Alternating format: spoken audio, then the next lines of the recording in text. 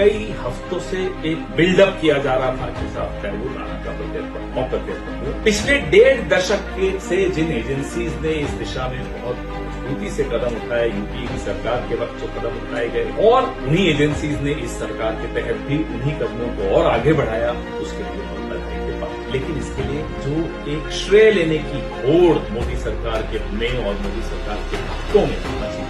Chronology समझिए, chronology क्या है। अक्टूबर 2009 में डेविड हेडली और तैमूर राणा डेनमार्क के कोपेनहेगन में आतंकी हमले की साजिश करते हुए पकड़े। जब वो पकड़े गए तो यह खुलासा हुआ कि मुंबई के 26/11 के हमलों में ये भी यही जिम्मेदार हैं। तत्पश्चात यूपीए की सरकार में एनआईए ने इन दोनों पर यूएपीए लगाया और आईपीसी की अनेक धाराएं लगाई और सार्क का एंटी टेररिज्म कन्वेंशन के तहत इन्हें आरोपी घोषित किया 26/11 का। इसके बाद कानूनी प्रक्रिया चलनी शुरू हुई। अमेरिका में अलग कानूनी प्रक्रिया चल रही थी। अमेरिका ने 26/11 के मामले में इन्हें बरी कर दिया। तब यूपीए की सरकार ने, कांग्रेस की सरकार ने, मनमोहन सिंह की सरकार ने सार्वजनिक रूप से अपनी निराशा व्यक्त की।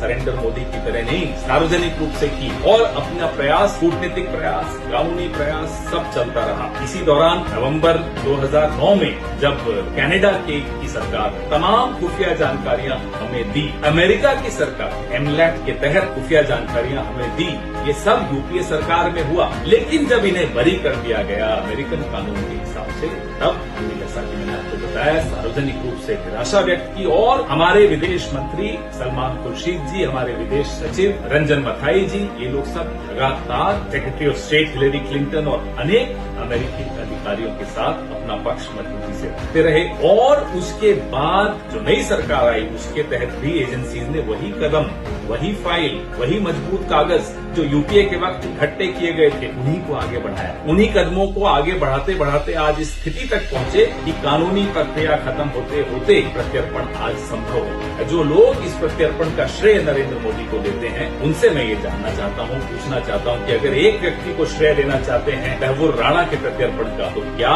दाऊद इब्राहिम का प्रत्यर्पण न हो पाना, डेविड हेडली का प्रत्यर्पण न हो पाना, मेहुल चोकसी का प्रत्यर्पण न हो पाना, विजय माल्या का प्रत्यर्पण न हो पाना, नीरव मोदी का प्रत्यर्पण न हो पाना, ये सब श्रेय किसको देते हैं? यह भी जानने लायक बात है। ये बात भी समझ लीजिए, जब भी भारत के हितों के खिलाफ कुछ भी होता है, वो पार्लियामेंट अटैक हो जो बीजेपी के वक्त हुआ, वो कंधार हो जो बीजेपी के वक्त हुआ, हम बीजेपी सरकार के साथ कंधे से कंधा मिलाकर भारत के हितों की रक्षा करने के लिए खड़े रहे। भारत के हितों के आगे किसी एक व्यक्ति का, वो नरेंद्र मोदी हो, वो सरेंडर मोदी हो, कोई हो, मायने नहीं रखता। जय हिंद।